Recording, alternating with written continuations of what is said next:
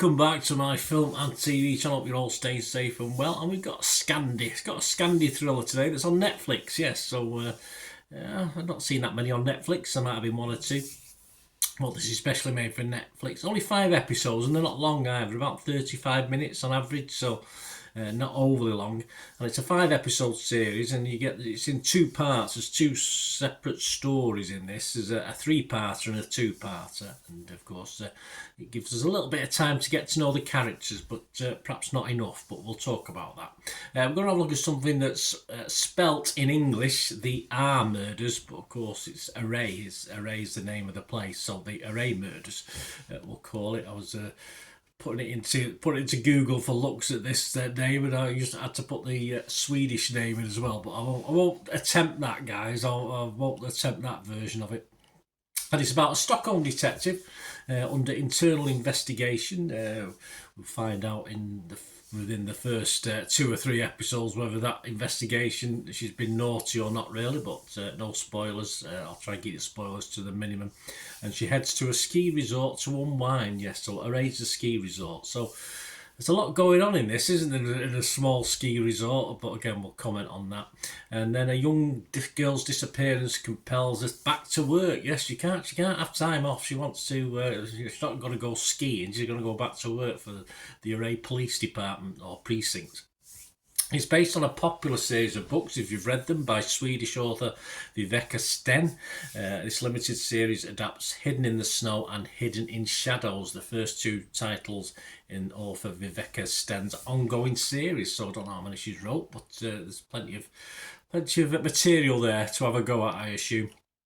For me, the chemistry in the 2 main leads in this, the 2 main police leads in this, is okay. Of course, it's building, and you do see little glimpses of what may happen, although you're not really that sort of thinking, well, it shouldn't really happen, and we don't really want that to happen yet until things obviously progress. And I think they're both likeable in themselves, but as I say, I'm not overly sure about the chemistry between them.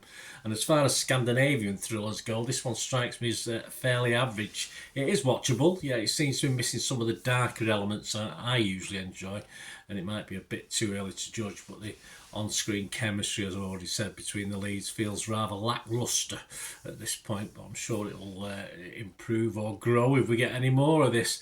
Additionally, the other characters who might have potential to grow currently come off as a little bit bland as well in terms of personality. There's no one really standing out in the rest of the cast, beyond the ones who've been naughty, who's actually standing out personality-wise.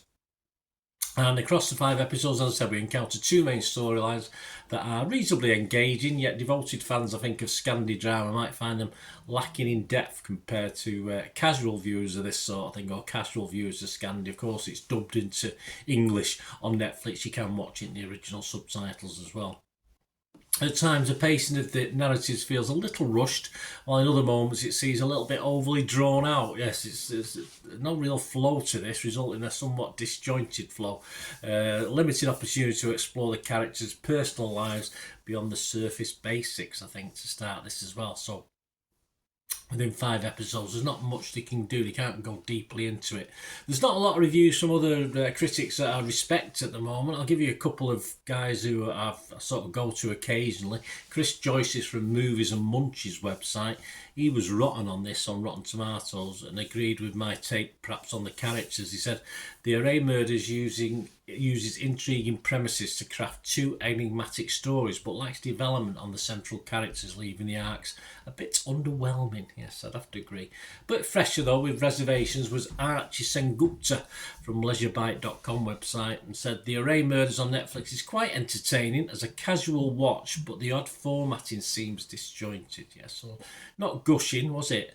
I did find it somewhat entertaining. I'm not exactly itching to dive into more episodes. You know, if the series 2 comes out, fair enough, but I'm not exactly on the edge of my seat.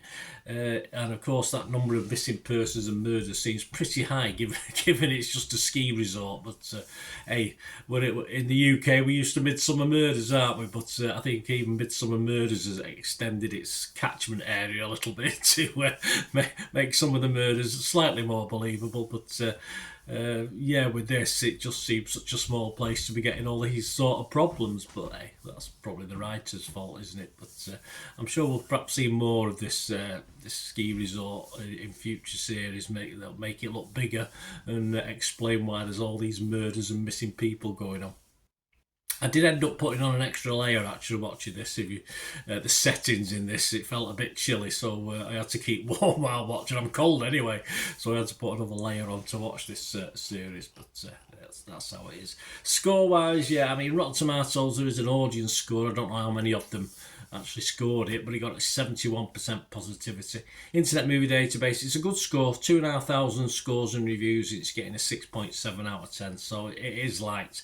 And I'm not going to dislike it. It was okay, it was fine. I would recommend it as watchable. Be fresh on Rotten Tomatoes, perhaps a little bit mixed on Metacritic though. I can't be totally positive, totally negative. I say I perhaps wanted a little bit more, and just more than 5 episodes, I suppose, and perhaps a little bit deeper characterisation, etc. But I will give it my basic watchable score of 6 out of 10. So I wouldn't put you off watching it. And say if you just dip into Scandi thrillers every now and then, and you like police dramas, it should be okay. Let me know what you think, guys. Let us know in the comments, or please contact me through my socials. Or of course, if you like what I try and do here on the channel, I'm not too proud not to ask for support for the channel in any way you can. And to do this, all I ever ask is for a couple of minutes you just keep watching and listening. Right, a quick shout out before we go for my sponsors at the moment. Piat 6505, they've got a little eBay shop. And they sell movie posters from the 1990s and 2000s, some great films, some great actors. So please check the link in the comments section below and you'll go straight to the shop. I dispatch everything between 24 and 48 hours, so if you see anything there you want to order it, you can also mention my name. I mean, they are sponsoring me, so I do my little deal as well, so you can get 10% off. If you buy anything, just mention me, so say Bernard sent you, and they'll give you a 10% reduction on your order price. My thanks to Piat 6505. If you're interested in sponsoring the channel yourselves, guys, supporting the channel by sponsorship, just let me know. My socials are on screen there, so just contact me about that and we can have a chat. Other ways to help me out, guys, if you watch the ads, if the ads on this YouTube ads, that helps in a very little way, but it all helps. It all, watch the pennies and pounds look after themselves, they say, don't they? Or the pennies or the 10p's look after themselves. But if you watch the ads or follow the links on the ads as well, that's always a nice way to support the channel. If you sort of hang on for it, I've done that. I watched other people's and followed the ads, just something I fancied, which does happen from time to time. Of course, you can support me by pushing that subscribe button as mentioned earlier, and that of course pressing the button so you know when these vlogs are coming out. And of course I'm always interested in your opinions, and of course if you can give us a like, that'd be wonderful as well. So thanks for watching, guys. Hopefully I'll join you very, very soon with something else. Until we meet again, I'll never ask one thing, don't I? Please stay safe, everyone. Bye for now.